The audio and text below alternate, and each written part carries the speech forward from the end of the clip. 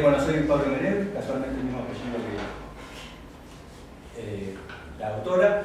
Era un niño en la Buenos Aires de los 80, un niño que se hacía muchas preguntas. Por ejemplo, ¿por qué la pizza es redonda, viene en caja cuadrada y se come en triángulos? Un niño en la Buenos Aires de los 80.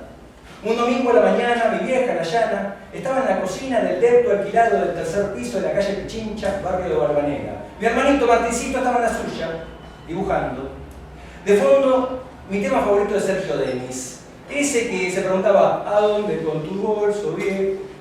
Siempre me causaba gracia lo del bolso viejo. Lo relacionaba con, obviamente, el bolsón Río Negro, Argentina. El bolsón, nombre que por supuesto también me causaba gracia. Pablito era de risa fácil en la Buenos Aires de los 80. Juan Carlos, hermano de mi viejo Alfonso, se había ido a vivir a El Bolsón, Río Negro, Argentina, junto con su abuela Alejandra y su pequeño hijito, el Jorgito. ¿Hay un bolsón allá? ¿Qué malditos demonios es un bolsón? ¿Un bolso viejo? ¿Hay Buenos Aires acá en Buenos Aires, Argentina? ¿Hubo Buenos Aires acá en Buenos Aires, Argentina? En el bolsón ya no eran 3, cuando ese domingo a la mañana sonaba Sergio Denis en un depto alquilado de la calle Pichincha en Buenos Aires. Mi vieja en la cocina, mi hermanito dibujaba y yo jugaba con Playmobil. Ya no eran 3 en el bolsón Río Negro, ¿eran 4 o eran 5? El segundo niño de los tíos fue segunda, Ayelén. Luego llegarían Juan, Javi, Male, Bel, Matu.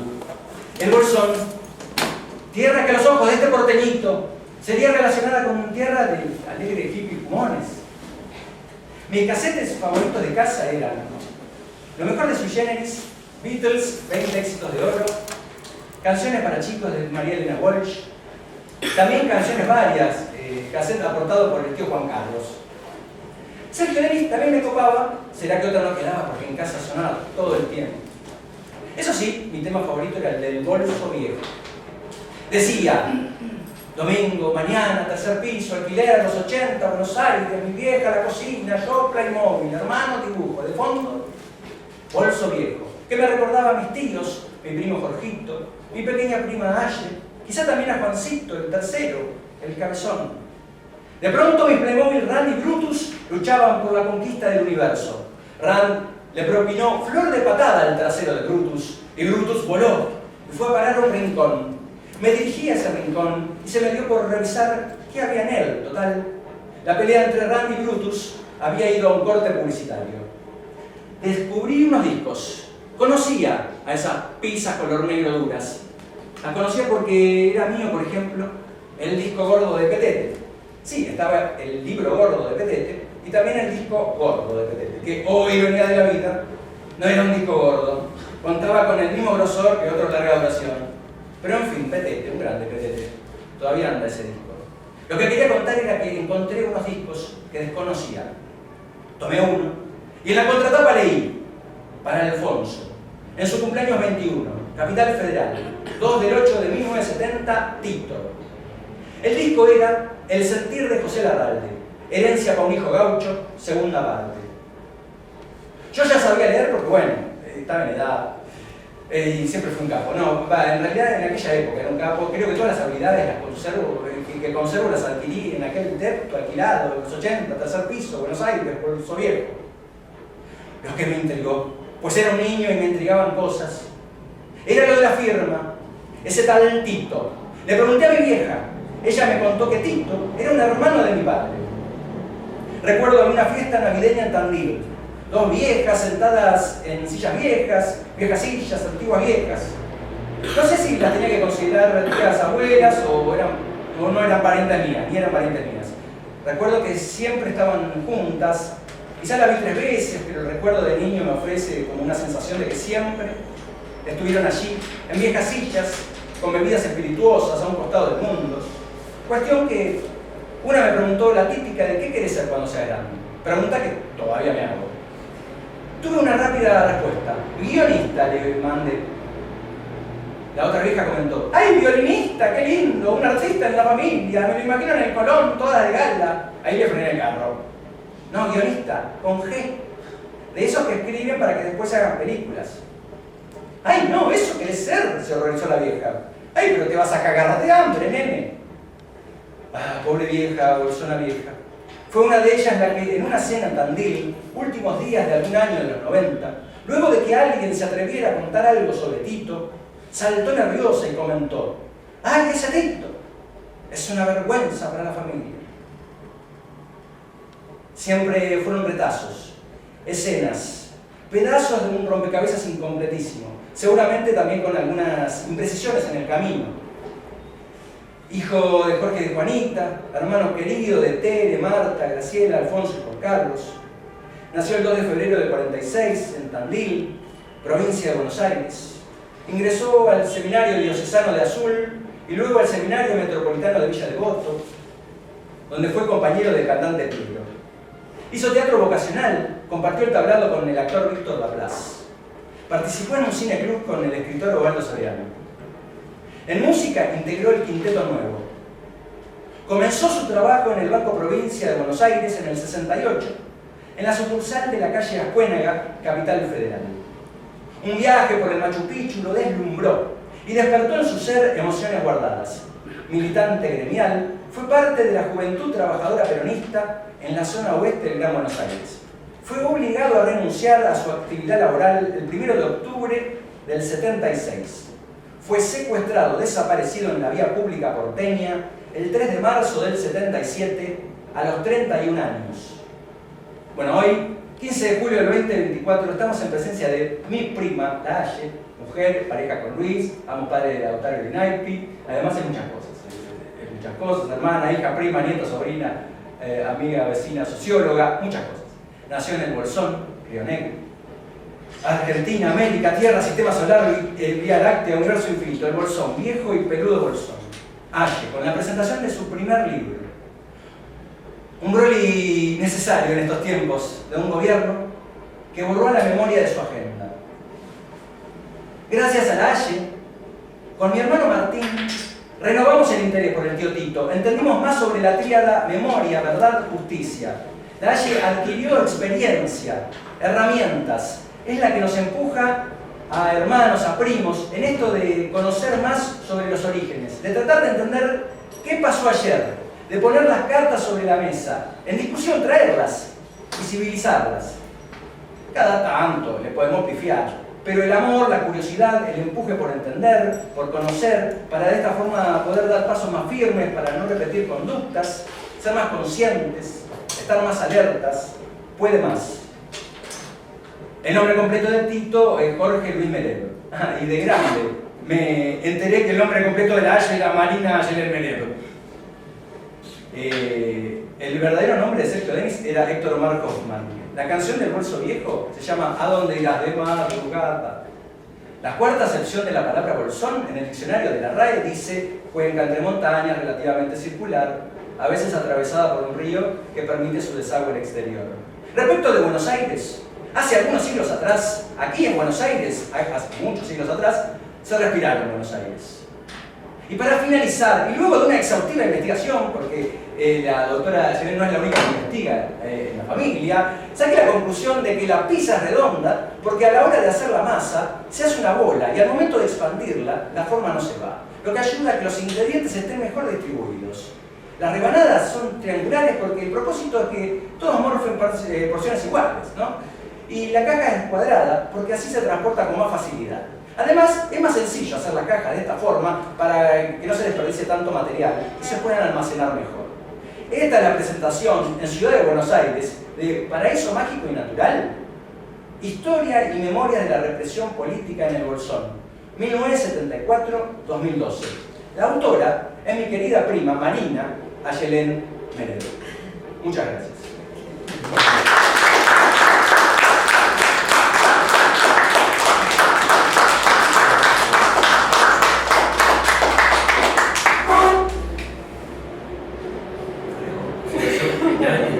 Bueno, buenas tardes a todos, a todas.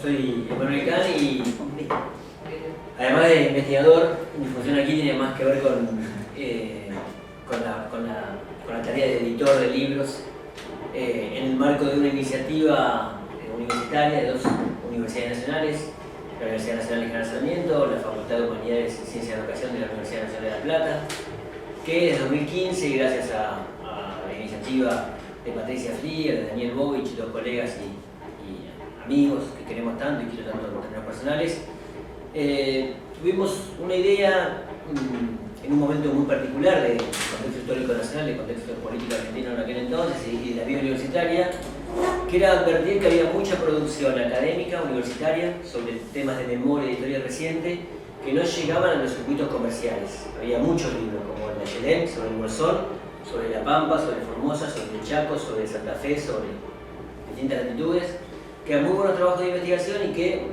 por distintos motivos, o porque básicamente el circuito comercial es un circuito muy ceñido, se perdía muchas veces en los biblioratos de las bibliotecas universitarias o en los repositorios institucionales de nuestras facultades.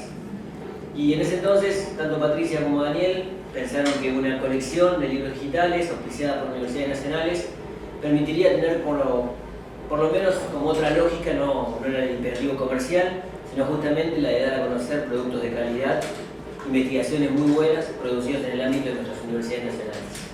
Así nace la colección Entre los libros de la buena memoria, es el año 2015, Buena Spinetta.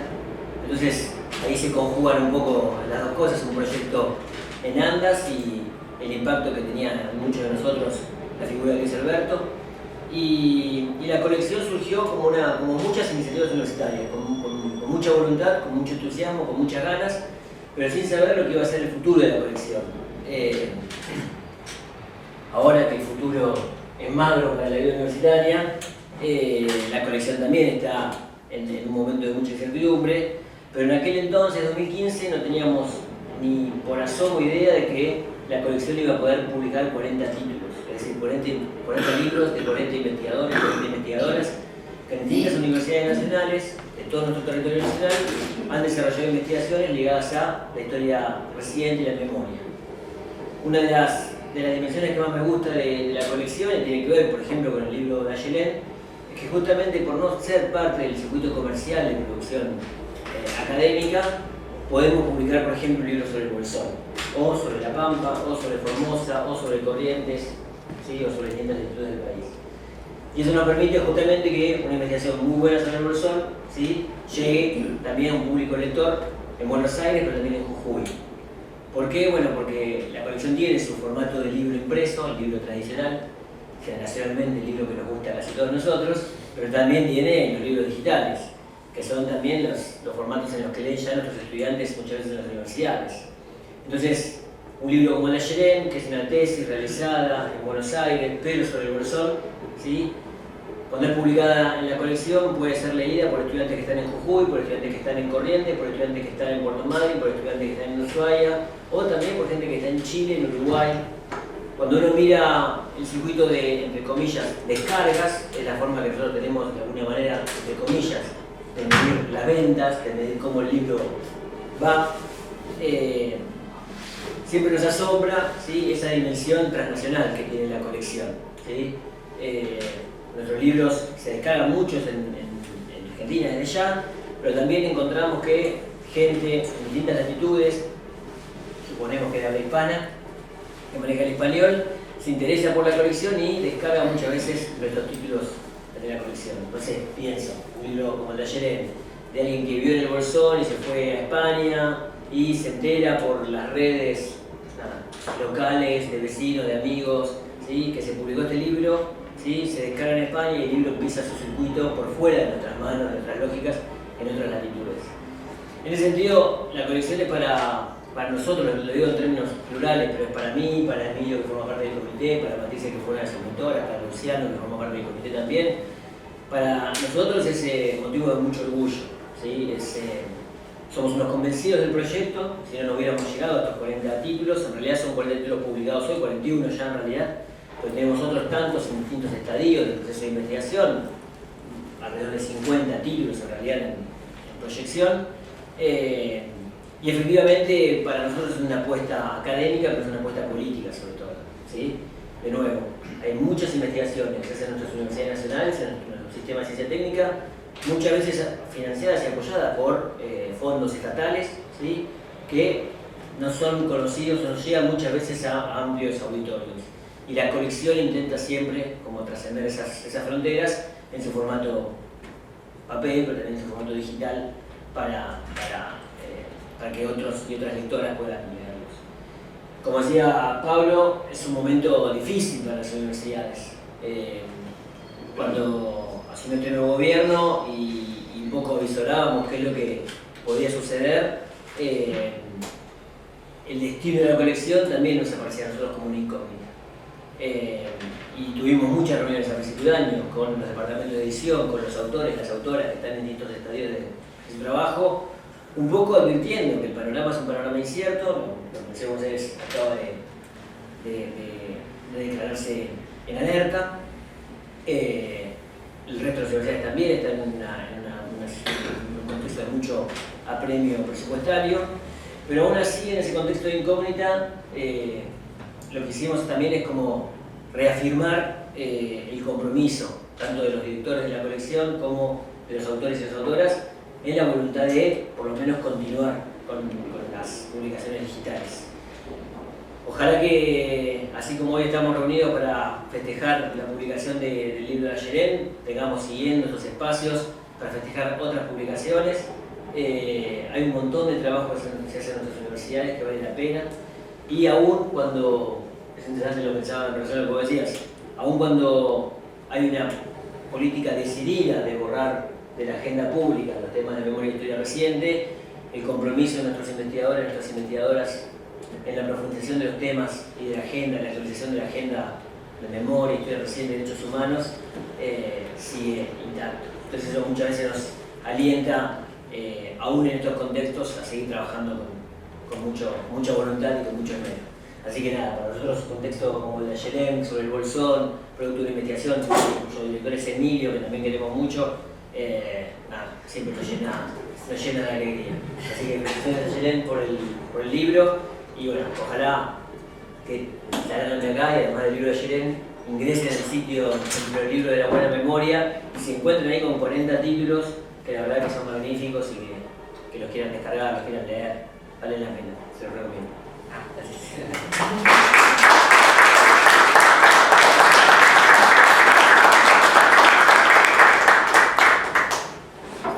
Bueno, me toca a mí como director de la tesis que desembocó en este libro continuar con la presentación, y voy a ser muy breve. En principio decir que es un momento de celebración.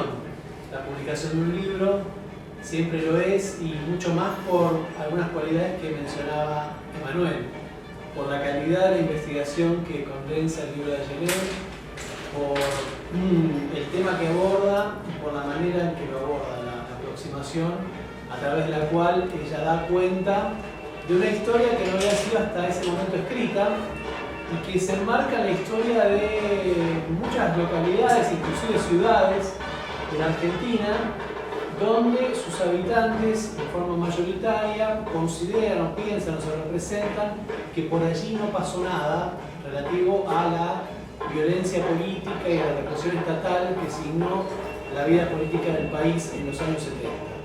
Bueno, el libro de Ayerén desmiente esa representación extendida y hace foco en el proceso que, por supuesto, a una escala mucho menor, de radicalización política discurrió en el Bolsón en los primeros años 70 del siglo pasado. Y lo hace a partir específicamente, pero no solo, del estudio de lo que ocurrió en el hospital local, que asistió a un proceso de refundación a partir de la llegada de médicos jóvenes, con un compromiso con la salud pública, con un perfil político también radicalizado, que formaba parte de un proceso más amplio que atravesaba el país y, podemos decir, bueno, a buena parte del mundo y específicamente al cono sur de América Latina. Este proceso de radicalización va a comenzar a ser desarmado por un proceso de represión que comenzó antes del golpe de Estado de 1976, en el año 74, y que por supuesto el golpe va a profundizar y va a potenciar. Y contrariamente a esa imagen de paraíso mágico y natural que proponen estas miradas que sostienen aquí no pasó nada, Ayelén muestra cómo se registraron diversas formas de victimización a partir de la acción represiva del Estado, que tuvieron como protagonistas no solamente a los médicos comprometidos por esta experiencia del hospital, sino a otros actores, entre ellos un militante que llegó al Bolsón escapando de la persecución dictatorial en la provincia de Buenos Aires. Hay una primera parte del trabajo que se enfoca en esta reconstrucción sobre los procesos represivos, y hay otra que ilumina las formas en que se fue construyendo la memoria sobre ese pasado. Y es una apuesta que procura dar cuenta de la iniciativa de distintos actores en distintos momentos que desembocan en un tiempo crucial, que es aquel que se hace visible para todos los habitantes de esta pequeña localidad lo que sucedió con Julio César Schwartz, el único desaparecido del Bolsón. Y cómo en ese proceso de reconstrucción intervinieron actores fundamentalmente de fuera de la localidad. Es a partir de una muestra de desaparecidos bancarios que va a desencadenarse un proceso de reconstrucción y de reasunción por parte de una fracción de los habitantes de la localidad de la existencia de un desaparecido en el Bolsón. El libro de Ayelén es un libro formidable porque también puso en cuestión ciertas prevenciones que tenía su director. Yo, digamos, temía que al ser una localidad donde no hubo un diario que saliera de manera continua, y siendo un pueblo chico donde muchas veces las ganas o la voluntad de testimoniar pueden estar limitadas por el conocimiento cara a cara y personal de los otros sobre los cuales en las entrevistas se da testimonio, bueno, iba a ser quizás muy complicado que ella pudiera reunir lo que en la academia llamamos el corpus documental y testimonial para construir la investigación. Bueno, sin embargo, ella lo pudo hacer y lo hizo muy bien, yo diría de manera no solamente muy bien, sino de manera extraordinaria, pudiendo entrevistar a todos y cada uno de los protagonistas de esta historia que ella relata y de poder encontrar una serie de documentos y otros materiales, desde cintas guardadas en el set de miembros de la familia de Schwartz hasta otro tipo de registros que permiten componer esta historia de la cual ella nos hace parte a través de su libro. Entonces, a partir de esta posibilidad de reconstrucción, esta capacidad de reconstrucción, nos presenta esta larga historia, 1974-2012, que recorre tanto los momentos de la represión como los momentos de la reconstrucción acerca de ese pasado que estaba silenciado por esta idea de que aquí no pasó nada, de que aquí esto es un paraíso ajeno más o menos a la historia nacional y sobre todo a aquella historia nacional conflictiva y sobre todo y especialmente la conflictiva que desembocó en el proceso de violencia.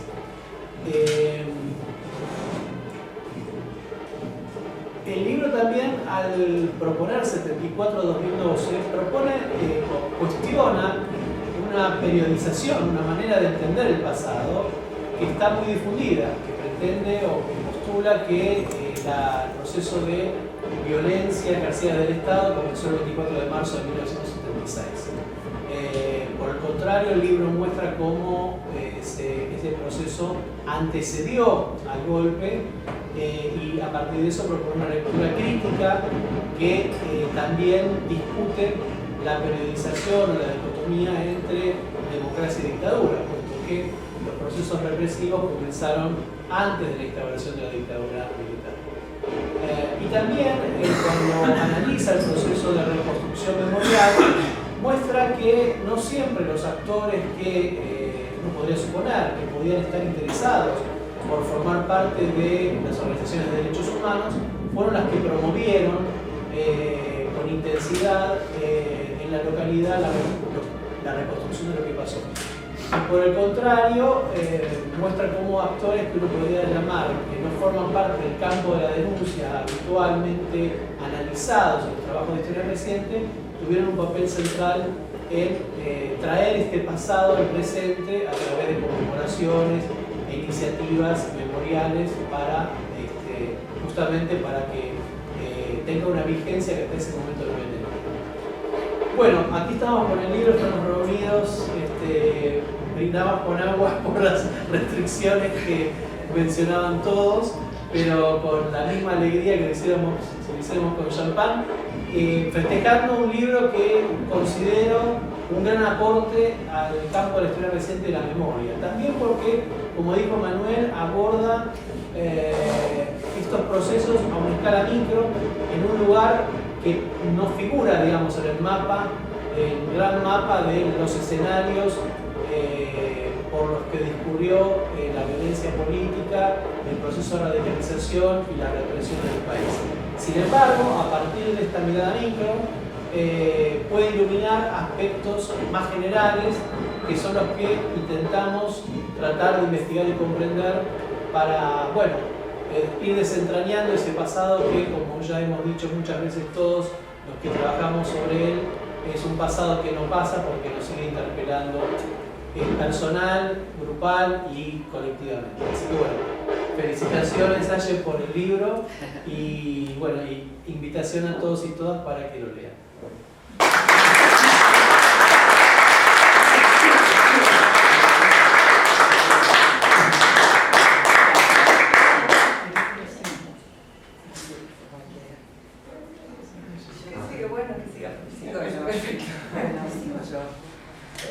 Entonces, yo tuve múltiples privilegios, porque fui una lectora inicial del proyecto de tesis y después evaluadora de la tesis de Argelet. Y la ventaja o el desafío de construir espacios académicos en nuestras universidades nacionales para la constitución del campo de historia reciente ha sido la función que nos ha constituido como actoras y actores del mundo universitario comprometido con la sociedad. Y en este proceso donde Emilio me dice que somos compañeros de tránsitos en este campo, que había una tesis que yo debía leer porque me conducía a mi condición de anfibia, porque yo trabajo también como asesora en la Asociación Bancaria. Asesora a la Secretaría de Derechos Humanos, Género e Igualdad, que se creó en 2013 en la Asociación Bancaria. Entonces fue un desafío precioso para aquellas que veníamos del mundo universitario a trabajar en el mundo real, en el mundo donde, cuando se hablaba de los detenidos desaparecidos de la Asociación Bancaria, se hablaban de nombres y números y de algunos actores, pero que no se sabía realmente. En particular, el secretario general, Sergio Palazzo, decía que en los bancarios y las bancarias estaba esa memoria doliente que deberíamos trabajar sobre ella. Entonces, allí empezamos a construir algunos espacios desde el deber de memoria, trabajar con las y los trabajadores bancarios de nuestro país. Entonces, así diseñamos un proyecto que era Arqueología de las Ausencias, que es un archivo virtual donde fuimos encontrando a los y los detenidos desaparecidos de nuestro país y trabajando en encontrar dónde estaban. Y cuando yo leí la tesis de Argelet, me encontré con una figura que era justamente Julio César Schwartz, un trabajador bancario desaparecido. Entonces eso constituyó una apuesta que fortalecía este esfuerzo que habíamos pensado que no solamente esto había ocurrido en Buenos Aires, sino que la Asociación Bancaria tiene 53 seccionales en todo el país. Entonces aquí había que movilizar estas preguntas, que qué había pasado en cada uno de esos lugares. Y fue política de memoria de la Asociación Bancaria que esas 53 seccionales hicieran los trabajos de memoria correspondientes, que construyeran sus memoriales, que hicieran un mural, pero en todo caso se preguntaran qué había pasado en cada uno de esos lugares durante la dictadura militar. Entonces, la oportunidad del texto de Aye venía a que la Asociación Bancaria ponía en visibilidad una historia que estaba ocurrida en ese estilo, con ese relato que hoy nos trae desde la tesis en la universidad al campo de la militancia en el campo sindical para la construcción de una memoria colectiva que nos interpela, nos acomoda, pero que tiene que ver con el conocer, reconocer, reparar y transmitir. Entonces, sobre esos pilares, también fue precioso porque ¿qué vamos a hacer en ese lugar? Julio Schwarz, ¿quién era? ¿Quién era Julio Schwarz que había desaparecido del Bolsón? Estaban sus dos hijos que nos estaban esperando, que la Asociación Bancaria pudo invitarlos a venir a Buenos Aires a que haya un acto de reparación simbólica en esos hijos para decirles a los trabajadores bancarios que se acompañamos en este proceso. Pero era suficiente con traer a los hijos para abrazarnos en atar los hilos de esta historia de hija del dolor. No, hay que marcar la memoria y se hizo un memorial enfrente del Banco Nación donde él trabajaba en Bariloche. Entonces hicimos una serie de intervenciones donde llamamos a diseñadores de la Universidad Nacional de La Plata para pensar cómo se materializan los espacios de la memoria. Esto que va a ser un lugar de memoria, ¿qué sentido tiene? Entonces pensarlos y construir desde actores que trabajan en la representación de las memorias, lo que tenga que ver con un diálogo con los actores reales que están allí, en una ciudad, cómo se ve, qué vamos a proponer. Y un diálogo también con los trabajadores bancarios que les gustaría que se pudiera marcar allí. Este proceso que es el movimiento que está aquí, ya tendríamos que ir a Bariloche a ver, también está el QR para poder ver que allí está recuperada la historia de Julio Schwarz. Fue hablar pensar, fueron los actores que pensaron que la memoria es un círculo y en algún momento este proceso de vida se marca y hay un antes y un después. Y ese acontecimiento que marca un después tiene que tener un recorrido para que sea en todo caso una memoria ejemplar y no una memoria literal. Entonces hubo una articulación de distintos actores. Y yo para decirles hoy que venía a la universidad a presentar el libro, que fue el motor en todo caso de esta reparación, la llamé a su hija, Diana Schwarz, y le dije, Diana, mira, el lunes se va a presentar el libro de ayer. Quisiera que vos escribas o digas qué fue para vos esto, qué es para vos este proceso. Y me dice, Pati, yo no podría decirlo, pero yo lo único que quiero es que, no puedo escribirlo, pero quiero que digas esto. Mi papá era un militante. Mi papá no es un desaparecido. Mi papá es un desaparecido que es una circunstancia. Lo que yo necesito es recuperar la militancia. Mi papá era un militante y mi homenaje es a él. Yo no quiero que vuelvan a desaparecer la militancia de mi padre, que eso es lo que me quiero. Entonces, en este momento yo vengo como reponiendo la voz de una hija que siempre ha sido como una interlocutora preciosa para seguir tendiendo las historias de los 190 desaparecidos de la asociación bancaria que todavía vamos encontrando. Entonces, estas múltiples oportunidades que el mundo académico, cuando trabajamos en otros espacios, nos permiten de alguna manera poner presencia en las ausencias, ¿no? Que van a estar siempre, que están en nosotras y son las banderas de resistencia. En tiempos asiagos en los que viene, entonces si los pilares de la memoria fueron los que funcionaron, ahora van a ser los pilares de la resistencia. Entonces defender, preservar y disputar, este es el momento. Yo creo que este libro viene para esto, para que discutamos un escenario de que acá no se puede tergiversar los acontecimientos. Tergiversar es porque es ideológico, no es lo que realmente condució. Entonces la invitación a decirte gracias, era una tesis preciosa, sí, cumplía todos los requisitos que el campo académico nos pide, los cumple sobradamente, entonces fue un placer. y sobre todo esto por seguir extendiendo. La universidad no son solamente para los que estamos dentro de los espacios, es entonces nuestro compromiso y aquí estamos. Para eso hacemos historia reciente. Entonces el sentido de historia reciente por ti, para esto entre muchas otras cosas más. Así que ayer yo festejo y por supuesto le mandé a todos los trabajadores bancarios que aquí está la presentación y que deben leer este libro porque este forma parte de ese núcleo de los detenidos desaparecidos trabajadores bancarios de todo nuestro país. Entonces, gracias por la oportunidad de poder hacer este trabajo.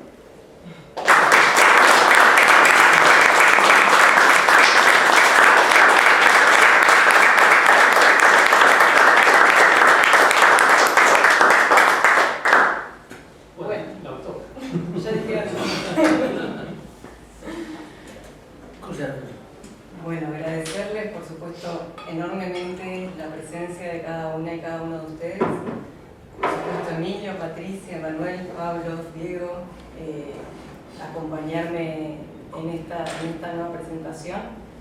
El libro pudo ser presentado yo en 2 oportunidades. Primero en la ciudad de Viedma, que lo organizamos junto con la Asociación de Familiares y Víctimas del Terrorismo de Estado, Asociación Quintegro. Nosotros con la familia estuvimos viviendo un par de años en Viedma en el último tiempo y fue en ese momento, en ese periodo, en el que la tesis se convirtió en libro de alguna manera, porque la tesis fue defendida en el año 2017 y fue escrito o reelaborado, si se quiere, el texto en ese periodo post-pandemia que estuvimos viviendo allá en Viedma y que estuvimos compartiendo con las compañeras y compañeros de la Asociación de Familiares, que fue tan importante también como cobijo también para la historia personal y para lo que significa en todo caso esto, ¿no? En términos profesionales y en términos personales hacer este trabajo. La segunda presentación fue en la ciudad de Tandil, que es del origen de la familia Merev, la familia de mi papá, de mi tío, el papá de Pablo. La ciudad en la que nació Tito, nuestro tío Tito, Jorge Luis Merev, desaparecido el 3 de marzo del 77, también trabajador bancario. Así que bueno, ahí fue en el Centro Cultural La Compañía, un lugar precioso también, con gente sumamente valiosa. Y bueno, tuvo toda esa emotividad propia de compartirlo de nuevo, no solo en términos profesionales, sino en términos personales, poder compartir este trabajo con gente que además incluso lo había conocido personalmente o que conocía a la familia, y bueno, también fue muy emotivo ahí. Y ahora esta tercera presentación se dio porque bueno, el viaje familiar se extendió hasta acá, hasta Buenos Aires, y se dio esta posibilidad de presentarlo acá en el Germani. Yo estudié la licenciatura de Sociología acá en la Universidad de Buenos Aires, entonces también hoy entré y hacía por lo menos 20 años que no entraba acá a Germani, así que fue muy emotivo y también me estoy muy agradecida por poder hacerlo acá. Y de alguna manera también compartir esto que, bueno, por supuesto no solo es el resultado de ese largo camino que empezó en 2001 casualmente, sino además porque mientras estaban hablando me acordé de algo que me dijo un profesor una vez en una materia, de las tantas que cursé, por supuesto. Teníamos que hacer un trabajo final y a mí se me ocurrió trabajar sobre la historia reciente, o sobre, no sé, hacerme algunas preguntas en torno a la historia reciente o la historia argentina desde el Bolsón. Y en ese momento al profesor no le pareció muy bien, porque le pareció que era algo que no tenía mucho sustento, porque era un lugar chiquito, de poquitos habitantes, allá perdido en el interior del país. Incluso me acuerdo de estar hablando con otro compañero también del interior, bueno, de la provincia de Entre Ríos en su caso, y conversábamos acerca de cuánto asidero tenía esta observación, ¿no? Si tenía o no sentido hacer estas reflexiones sociológicas sobre lugares tan chiquitos en donde no hay mucha gente, entonces muchas cosas no pasan. Bueno, de alguna manera igual, como soy bastante tosuda con algunas cosas, seguí adelante porque me parecía que igual era importante. Yo nací en el Bolsón, Bueno, como comentó Pablo al principio, nací allá y me crié allá también por la elección de mis viejos de mudarse de la gran ciudad de alguna manera, si bien ellos no eran oriundos de acá, habían estudiado acá. Y estaba esta idea de irse de la gran ciudad en plena dictadura, buscando lo que buscó toda esa generación, ¿no? Nuevos horizontes, espacios en donde fuera posible desarrollar un proyecto de vida que en la gran ciudad estaba claramente cercenado. Y yo también crecí con la idea, si bien dentro de la familia estaba presente esta historia, porque como bien decía Pablo, bueno, ya quedó claro, ¿no? La historia del Emilio desaparecido, que también era parte de los motivos por los cuales mis hijos también se iban de acá. Digo, aún así yo también crecí con la idea de que en el Bolsón la dictadura mucho no se había sentido, era un lugar en donde estaba todo relativamente tranquilo, y bueno, a lo sumo no se sintió tanto. Y bueno, como bien hicieron mención, en el año 2009 recién fue que se llevó a cabo esta muestra del Banco Nación, creo que como comentaba José Emilio, de la Comisión de Memoria del Banco Nación.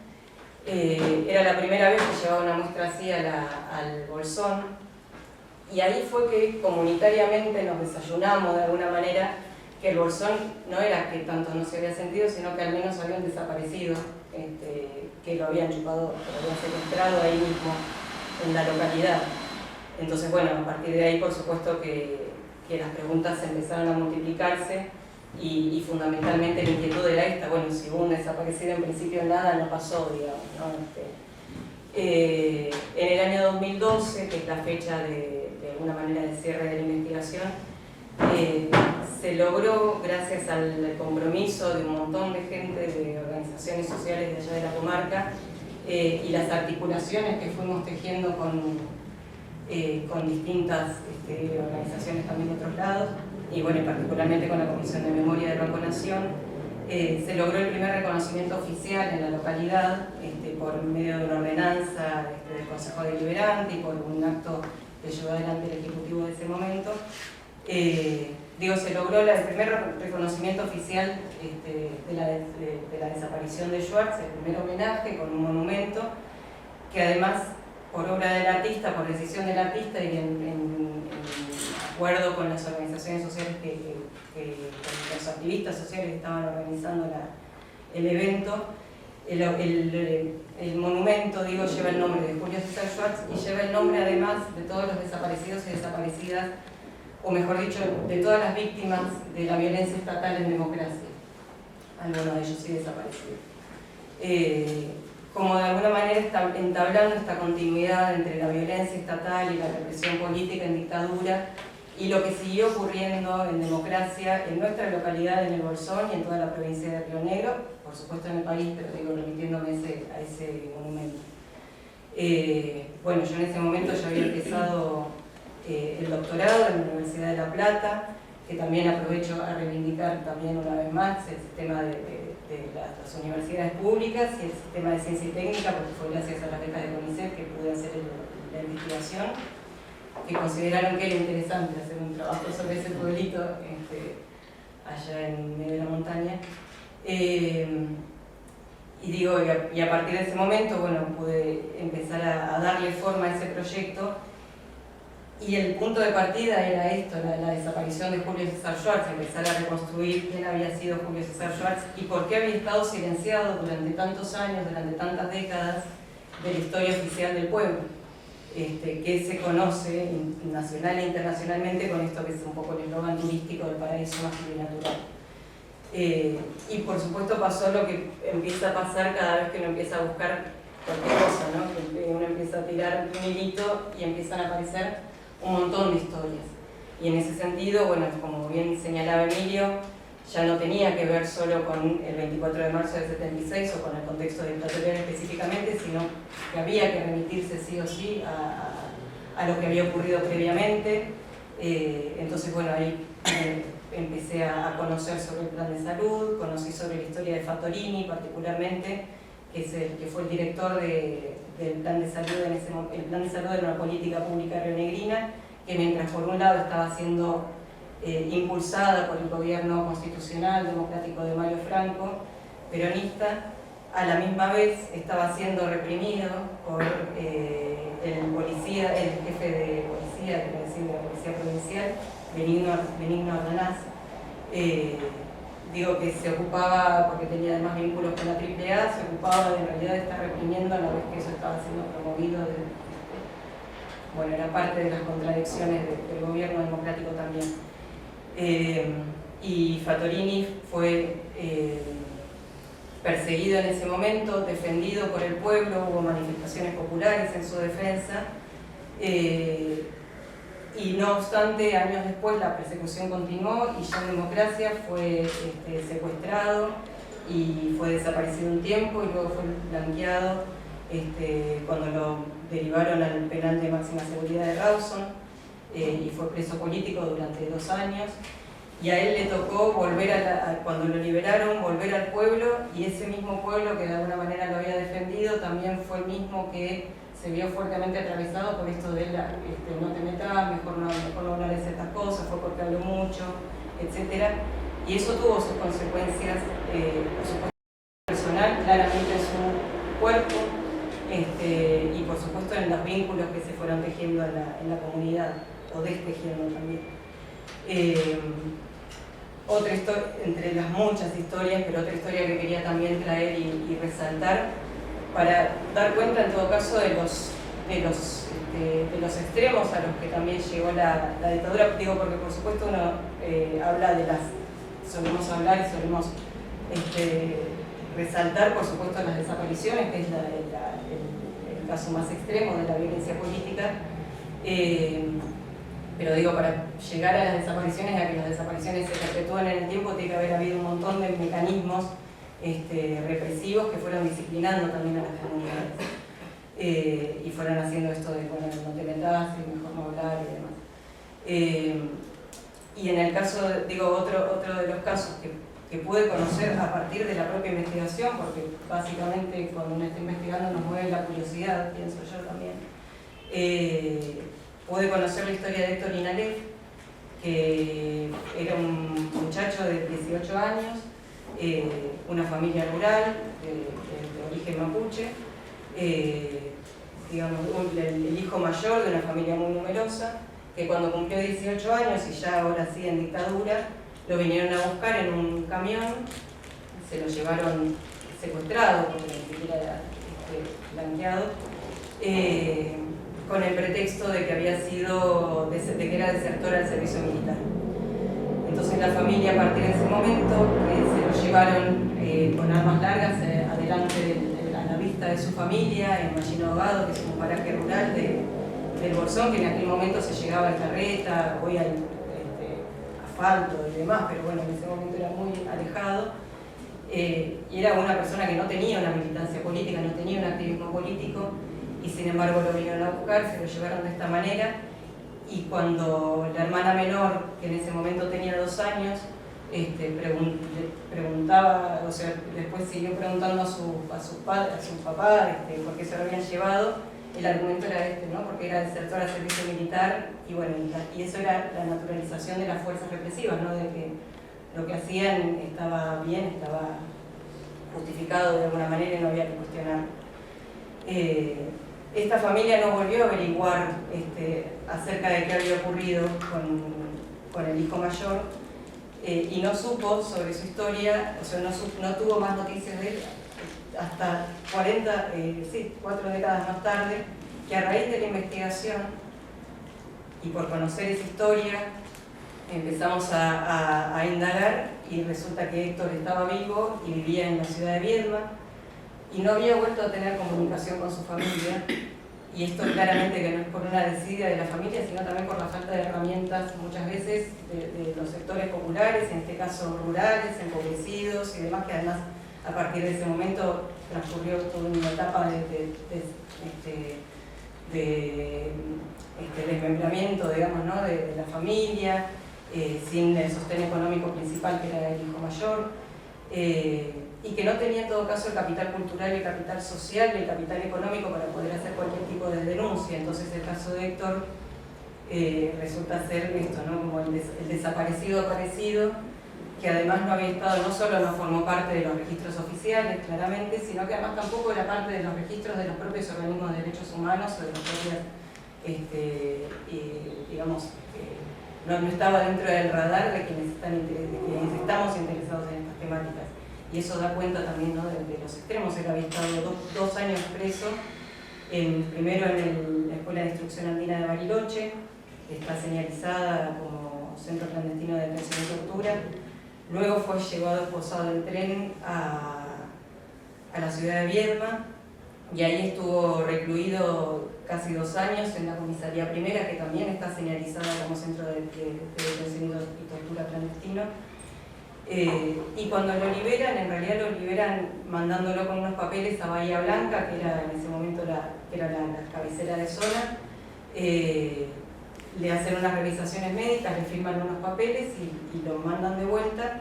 Y cuando lo liberan con según, bueno, porque yo lo conocía a Héctor y me pudo oír contar todo esto, ¿no? Y lo que me decía era, bueno, me largaron como, no te vuelvas a mandar ninguna cagada porque si no vuelves a quedar adentro. Por supuesto que nunca supo cuál era la cagada que se había mandado para quedar 2 años de esa manera. Y algo que me impresionó mucho fue cuando pude ver su documento, el documento de libreta, ¿no?, que había entonces, en la página de antecedentes militares. Tenía el sello en la parte de arriba de cuando hizo la revisación médica y le pusieron apto para hacer el servicio militar, con fecha de noviembre del 76. Y abajo, inmediatamente en la misma página, está el sello también del jefe de zona de ese momento, con un inciso, bueno, según la ley, que era la ley del servicio militar, y el inciso daba cuenta de la ineptitud física para hacer la colima, ¿no? Digo, eso estaba en la misma página, los 2 sellos, y con una impunidad total, quiero decir, estaban los nombres de los jefes de zona, y bueno, y él ni siquiera se había considerado, hasta este momento que pudimos reconstruir esa historia, y él supo, por ejemplo, de la existencia del Archivo Provincial de Memoria, y él supo que podía ir a dar testimonio, y él podía contar su historia, y podía crear registro de su historia en algún lado, y entonces poder empezar a identificarse él mismo como víctima del terrorismo de Estado, que hasta ese momento no lo había considerado, digamos, no estaba dentro de su radar de sentido, ¿no? Y eso para mí es una de las muchas muestras de lo que vale hacer este tipo de investigaciones, ¿no? Porque de alguna manera, si, no sé, también podría haber sido que él llegara a su historia de otra manera, pero bueno, en este caso se dio de esta forma, y eso permitió que no solo que él se pueda reconocer como víctima, que pueda empezar los trámites de reparación, que su historia quede dentro de un archivo que hasta ese momento no lo consideraba dentro de sus registros.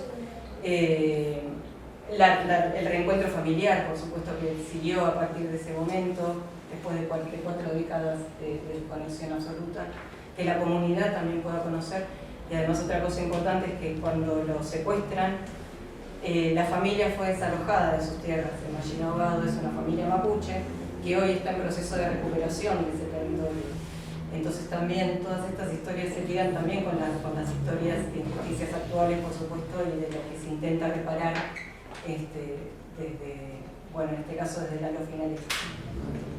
Y una tercera cuestión que también me parece importante destacar acá es que a la vuelta de la democracia, digamos, una vez recuperada la democracia, en el Bolsón también, como en tantos otros lugares, se empezó a reconstruir o a intentar reconstruir el movimiento de derechos humanos en torno a las injusticias que habían ocurrido y que seguían ocurriendo, pero como la localidad está formada fundamentalmente por migrantes, si bien hay una comunidad grande de gente nacida y criada, como se dice, pero fundamentalmente en los años 70 la localidad creció muchísimo, duplicó su población, siempre un pueblo muy chiquito de 2.500 habitantes en los 70, pasó a ser un pueblo de 5.000 habitantes, siempre un pueblo mínimo, pero bueno, duplicó su población y cualitativamente esto tuvo un impacto muy fuerte.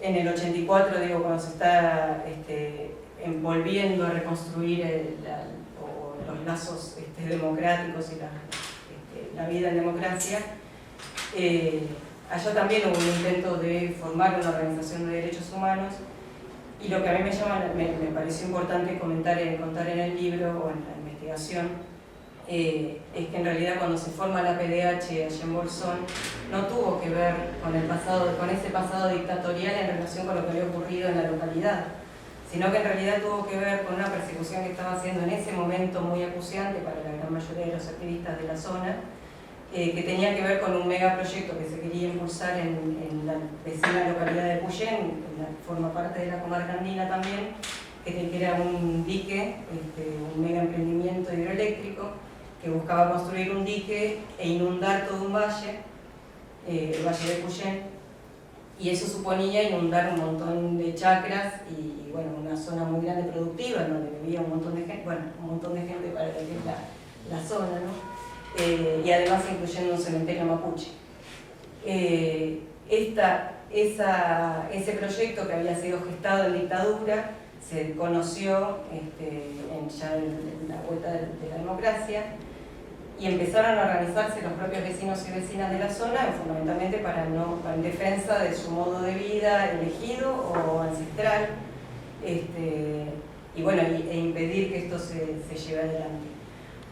Esa mera, entre comillas, oposición a ese megaproyecto supuso una persecución feroz contra todos los activistas que estaban de alguna manera llevando las banderas de esto adelante. Y esa persecución estuvo basada fundamentalmente en la estigmatización, porque si bien ya habían sido perseguidos estos jóvenes urbanos, que eran todos catalogados bajo el epíteto de hippies, que no necesariamente lo eran, en muchos casos sí, pero no necesariamente en todos los casos, pero todo aquel joven urbano con ideas alternativas, con una filosofía diferente, con pelo largo, que fumara o que quisiera tener una huerta o lo que fuere, bueno, ya todo eso era puesto dentro del mismo grupo de hippies. Y por supuesto que eran los mismos hippies de siempre que se oponen al progreso, que es una cosa que sigue estando muy presente al día de hoy en cualquier movilización que exista en la localidad, que son un montón. Y digo, esta persecución, aún ya estando en democracia, fue durísima.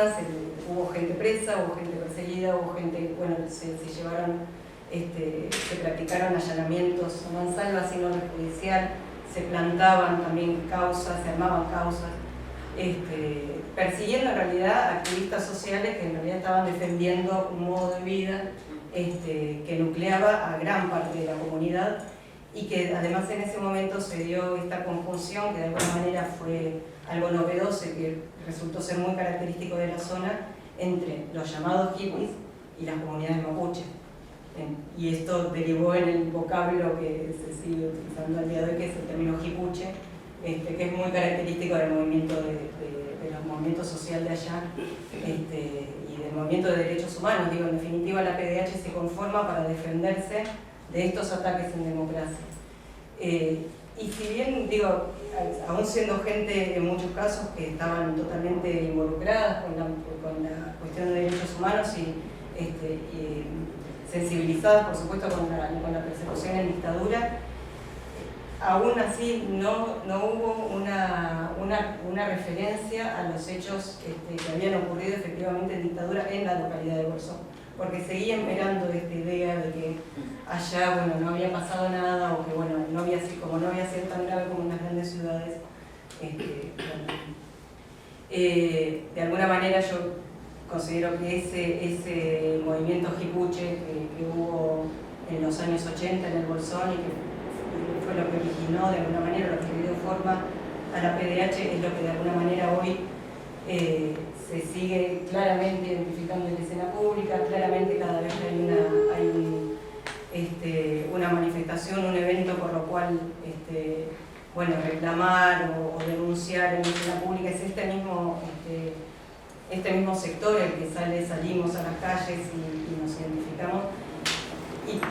Y bueno, esto de alguna manera, cuando fue la desaparición de Santiago Maldonado en 2017, fue bastante impresionante ver cómo se seguían repitiendo los mismos epítetos que habían sido utilizados allá en los años 80, y que seguían tan vigentes y que seguía siendo un hippie que no tenía nada que hacer ahí en la ruta con la causa mapuche, y bueno, y los mapuches que siempre son terroristas, y bueno, y toda esta cuestión que de alguna manera es un refrito de lo que viene siendo desde entonces y que tiene, por supuesto, evidentemente, repercusiones tan terribles, ¿no? Tan trágicas.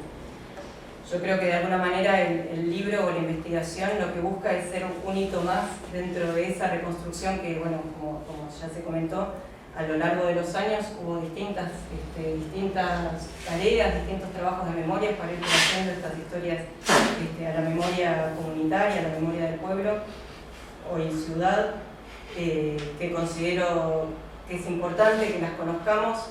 Como siempre digo, el libro no busca ser ninguna verdad acabada, sino que en todo caso lo que sí busca es, bueno, está basado en testimonios que la gente me brindó con absoluta generosidad, porque evidentemente cuando hay alguien que quiere escuchar también hay ganas de contar historias que en muchos casos no habían sido ni siquiera compartidas en la familia, y también está basado en una serie de documentaciones, una reconstrucción documental que fue muy artesanal, porque de alguna manera había algunos, como comentaba Emilio, había algunos archivos sistematizados, pero la verdad es que relativamente pocos.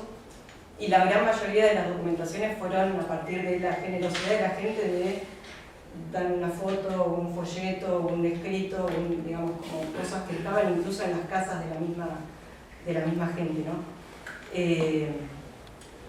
Y de alguna manera eso, ¿no? Esto es una interpretación que yo hago en función de toda esa documentación y esos testimonios que me fueron compartidos, y que lo que busca es ser eso, un hito más, un elemento más para que conversemos sobre esa historia reciente, porque también como señalaba Pablo, ¿no?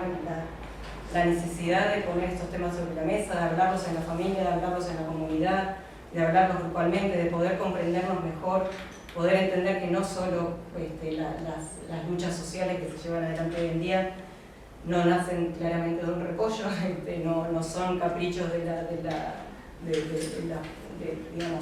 hoy, sino que tienen raíces bien arraigadas en esa historia reciente, y que me parece importante que las conozcamos, que las pongamos sobre la mesa y que las conversemos en todo caso. Y bueno, y eso es lo que espero, que ojalá que el libro sirva para eso, para conversar y para conversar básicamente, para hacer memoria, porque sí pude corroborar en cada entrevista que hice, en cada documento que me fue compartido y demás, lo sanador también que es compartir la memoria, que es poder contar esas historias traumáticas, que esos silencios que han quedado por vergüenza, porque mejor no hablar, porque mejor no, porque qué van a pensar, bueno, ese tipo de cuestiones, ¿no? Que además tienen efectos muy concretos en el cuerpo físico y emocional de las personas, y por supuesto en la trama de la comunidad. Así que, bueno, esa invitación es el libro.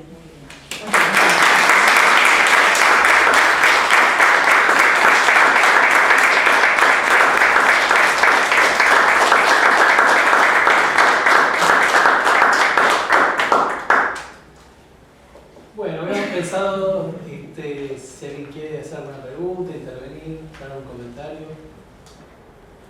Abrimos.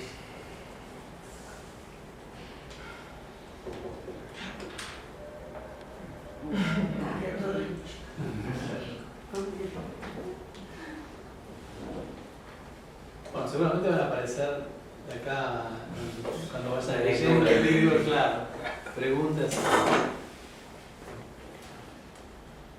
Sí, otra cosa que está buenísimo remarcar es que el libro no solo se puede acceder en papel, sino me parece re importante esto de la descarga online, me parece que es una gran cosa.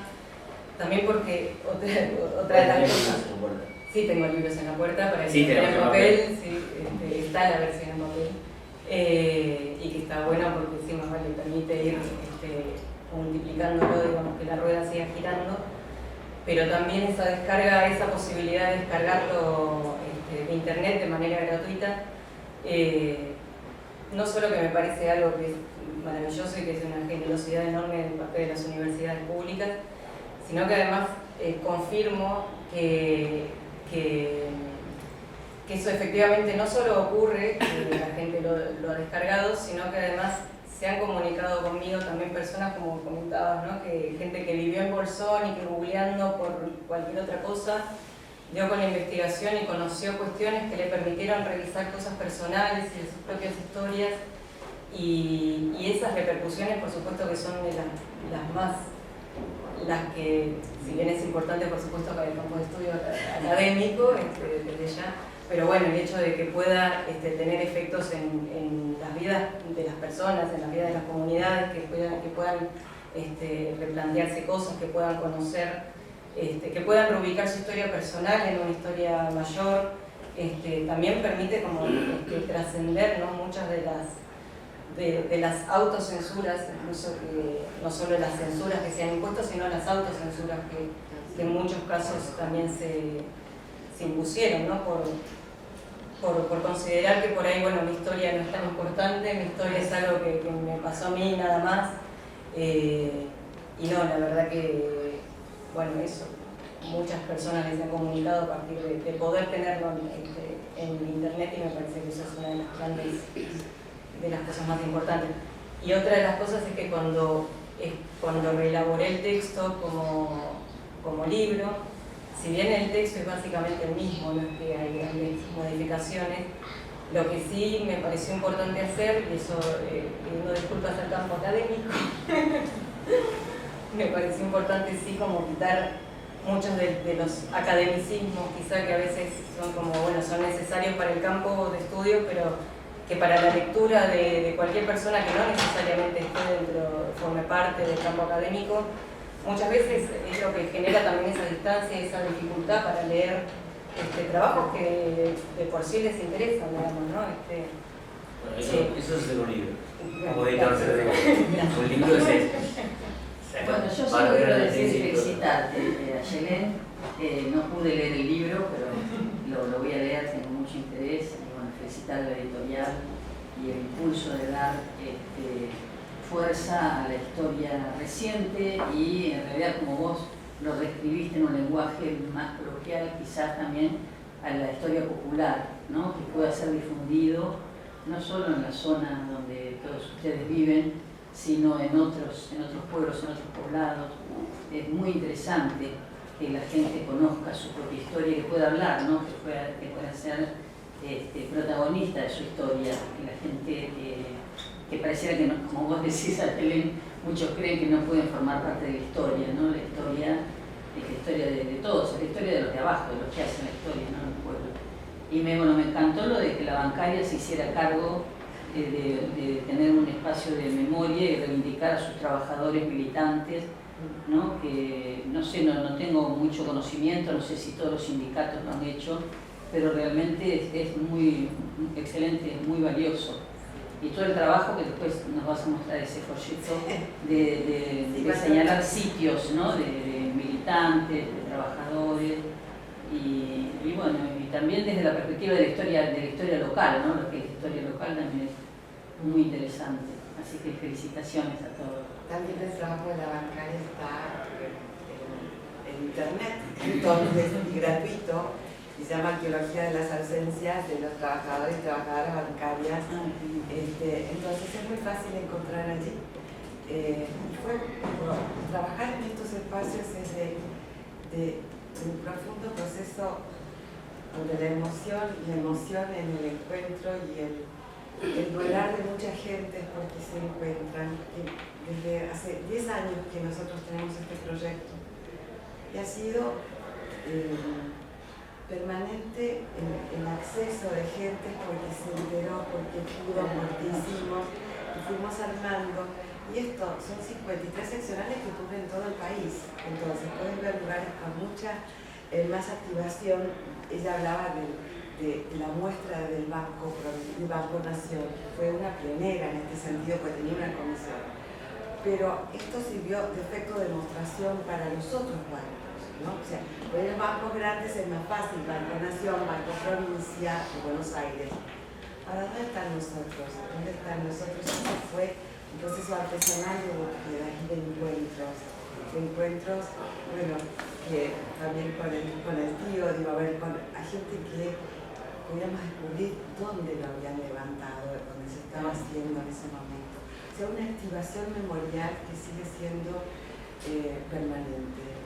Y que en el sindicato, en la puerta, esté el memorial con todos los nombres de los detenidos desaparecidos, porque vamos encontrando nuevos detenidos desaparecidos y que ingresan al memorial. Entonces, ese es un acto permanente de seguir, que el trabajo de la memoria no tiene que ver con el pasado, ¿no? Solamente, sino cómo construimos el presente y el futuro. Y en particular el archivo de la voz. Y el archivo de la voz, que también es un espacio, que digo, los militantes, las militantes se nos están muriendo, y son historias que son patrimonio de la sociedad argentina. Y esto no nos podemos perder. Y reconozco que es un sindicato que tiene capacidad de acción, porque digo, ahora el sindicato en su congreso ha decidido apoyar para que Abuela siga con el trabajo de identificación, que va a ser una política de recursos económicos para eso. Tiene también la voluntad política de que tenemos que ser efecto de demostración para otros y que la memoria y las militancias y esto que hemos hecho frente a modelos de exclusión que ha hecho los trabajadores y los trabajadores tiene que ser una política de acción concreta. Entonces, bueno, el sueño de poder encontrarnos, que tengo mis compañeros con los cuales yo dirijo el doctorado en Historia de la Universidad de La Plata. Entonces digo, y tenemos la posibilidad de que los jóvenes dirijan las colecciones. Esto es militancia académica que no podemos, sobre todo cuando vienen estos tiempos que creíamos que era imposible, y hoy tenemos que militar, bueno, con todos los compañeros de las universidades, porque el sentido está allí, de los trabajos de la memoria, ¿no? Así que bueno, también lo podemos encontrar allí, y si le hacemos propaganda a otros, mostramos a otros sindicatos que esto es una decisión política, ¿sí?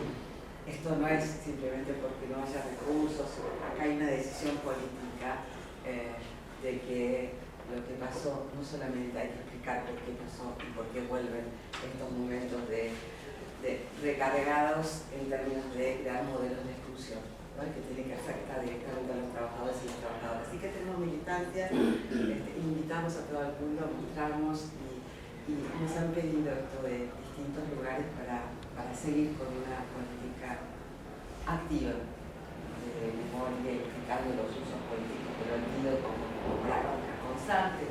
Así que bueno, yo también invito a todos que forman parte de esto de que la universidad y el mundo de la sociedad civil tenemos puentes preciosos y necesarios.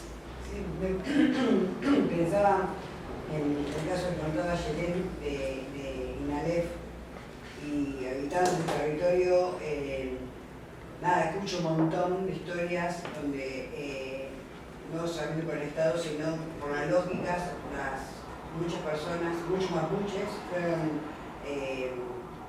secuestrados o tomados por terratenientes hasta hace muy poco. Son esas historias que, como contaba Yelén, quizás por no tener las herramientas ni simbólicas ni materiales, ni la red, con esas instancias patagónicas, no se llegan a escuchar, y son historias que están sucediendo hoy y están vivas, y la verdad que una manera de sanar y ampliar los derechos sería interesante poder llegar también a todas esas historias. Es el compromiso. Es el compromiso. Sí. Pero por ahí también estamos en las universidades, en el momento también estamos muy preocupados, pero sabemos que hay universidades, que esto es bueno, pertenecemos al colectivo de historia reciente, digo, somos profesores con Luciano, digo, estamos en las universidades públicas consolidando un espacio de historia reciente, y esto ha sido una cosa también reciente en nuestra formación, y que a veces no alcanzamos, pero sí esto, lo que vemos por Ayelén es producto de una política académica donde se institucionalizó en la Universidad de La Plata, digo, no solamente en la Universidad de La Plata, en nuestras universidades, estos espacios donde las y los historiadores nos hacemos cargo de que acá nuestro trabajo no es una decisión solamente ética, sino es una actitud política, de trabajar desde el mundo académico. Entonces, el desafío está allí.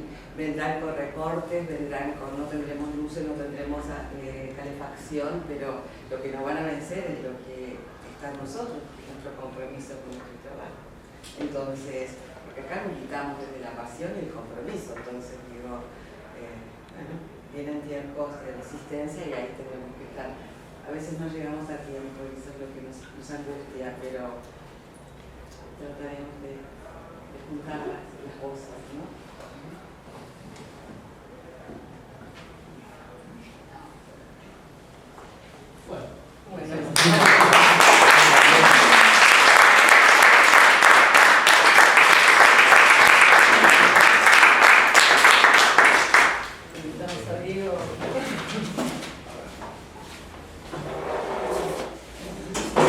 Buenas tardes. Quería decir tres cositas rápidas antes de leer dos poemas. Creo que es al principio o al final de la película La lista de Schindler, donde hay una frase que dice: si se salva una persona, uno salva a la humanidad entera, ¿no? Y esto que decías de Schwartz, de investigar, y había una sola persona capaz, pero bueno, valió la pena esa persona, ¿no? Por otro lado, estoy muy vinculado a la cuestión de los derechos y de las madres, por una amiga que falleció en 2017, Diana Denis. Su hermano es también fotógrafo, era fotográfico, desaparecido en el 77, era bancario. Así que nada, hasta esto me vinculó muchísimo escuchar. Y para terminar, lo que Pablo había dicho, que al principio, que ahora hay un gobierno que nos quiere quitar la memoria, el gobierno no va a quitar nada, ¿no? Hoy se cumplen 14 años del matrimonio igualitario, de la ley, y siempre decimos, quienes militamos en la diversidad, que lo que se logró, aquella ley, fue por las organizaciones y por los militantes, no fue por un gobierno. El gobierno facilitó la discusión y el Congreso, y nada, yo creo que esta lucha y este libro y los 50 y pico de libros que puedan aparecer son el resultado de la militancia constante, académica, cotidiana, popular, y esto de que si hay alguien que quiere decir, hay alguien que quiere escuchar, y viceversa. Les quiero compartir dos poemitas cortitos. Uno que escribí en marzo del 22, cuando Norita Cortiñas cumplió 92 años. Tuve la suerte de regalárselo personalmente y de leérselo en diciembre, el 9 de diciembre del año pasado, en una actividad que hicimos con Pablo y quienes integramos la Orquesta Poética Intrusa en la casa de Norita. Se llama Norita y dice así: Nora me hizo ver el lado luz de la vida, pañuelo blanco de otra amiga que atesoro. Se alegra cuando ella vibra. Vuela como un pájaro libre de libre vuelo, se multiplican historias y se agiganta al marchar donde sea y como sea. Mi pañuelo es Norita, su amor por la verdad, su camino por la justicia, su accionar por la memoria. Elementos necesarios del existir: amor, camino, acción, memoria, verdad, justicia. Nora es madre, madre de la plaza, madre que deja su huella en cada latir. Nora es buscar la igualdad, atravesar los conflictos, acompañar la desolación. Nora es sensibilidad, es una flor que nace, que nos recuerda que aún se puede brillar. En este día, como en cada día que hacemos, Norita es sol que guía, faro que ilumina, canción de vida más. En este día, su día, la luna aparece más blanca porque la envuelve un pañuelo de memoria, de verdad y de amor.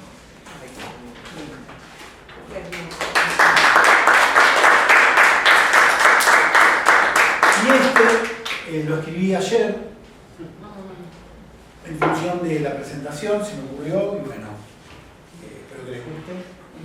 No tiene título, dice así: estoy, no me fui, me fueron. Se metieron con todo, Arrancaron las luces del corazón, pero no pudieron robarnos el alma. Estoy, nunca me fui, nos llevaron. Destrozaron los cuerpos, nos quebraron la vida, pero no la primavera. Estoy, fotos, recuerdos, memoria, pertenecemos. Las flores se marchitaron, la espera jamás durmió. Las huellas de las nubes blancas fueron el camino. Lo son. Por eso estoy, por eso no me fui, pero por eso estoy aquí, ahora floreciendo. Gracias.